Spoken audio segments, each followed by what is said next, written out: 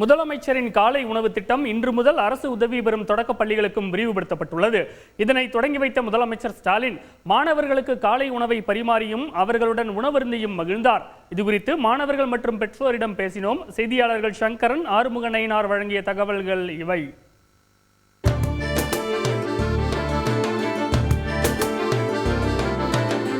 கடந்த 2022ஆம் ஆண்டு முதலமைச்சர் ஸ்டாலினால் தொடங்கி வைக்கப்பட்ட காலை உணவு திட்டத்தின் கீழ் தமிழகம் முழுவதும் 30,000 அரசு தொடக்க பள்ளிகளில் 18 லட்சத்திற்கும் மேற்பட்ட குழந்தைகளுக்கு காலை உணவு வழங்கப்பட்டு வருகிறது.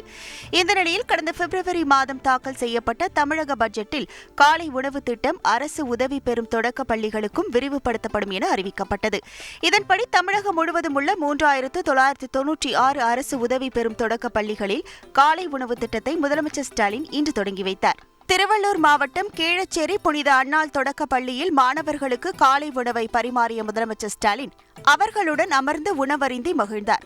குழந்தைகளுக்கு காலை உணவை ஊட்டிவிட்ட முதல்வர் அவர்களுடன் கலந்துரையாடினார். தொடர்ந்து விழாவில் பேசிய முதலமைச்சர் ஸ்டாலின் தமிழ்நாட்டு மாணவர்களின் கல்விக்கு தடையாக எது இருந்தாலும் அதனை தகர்ப்பேன் என திட்டவட்டமாக தெரிவித்தார்.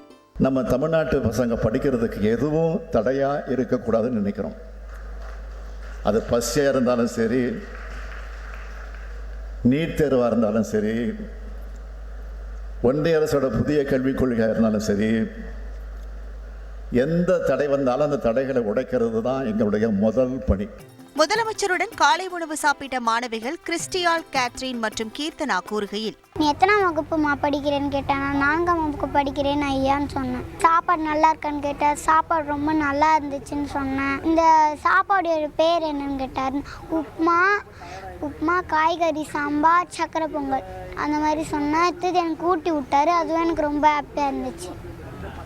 சிஎம் சாருக்கு தேங்க்ஸ். சிஎம் தாத்தா கூட சாப்பிட்டது எனக்கு மகிழ்ச்சியாக இருந்துச்சு. இன்னைக்கு சாப்பாடுலாம் ரொம்ப சூப்பராக இருந்துச்சு. காலை உணவு சாப்பாடு நல்லா இருக்கா, எப்படி இருக்கு, இனிமேல் ஸ்கூல்ல இருந்து சாப்பிடணும் அப்படி சொன்னேன்.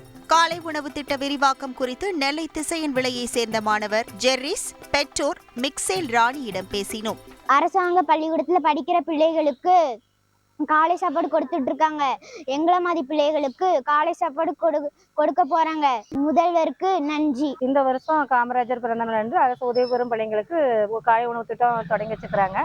அது முதல்வருக்கு ரொம்ப நன்றி. தமிழகம் முழுவதும் அமைச்சர்கள் மற்றும் சட்டமன்ற, நாடாளுமன்ற உறுப்பினர்கள் காலை உணவு திட்டத்தை தொடங்கி வைத்தனர். செய்தியாளர் சங்கரன் வழங்கும் கூடுதல் தகவல். இத்திட்டத்தின் கீழ் பயனடையக்கூடிய குழந்தைகளுடைய எண்ணிக்கை 20 லட்சத்தை கடந்திருக்கிறது. ரஞ்சித், நன்றி சங்கரன். உடனுக்குடன் தெரிந்து கொள்ள உடனே சப்ஸ்கிரைப் பண்ணுங்க.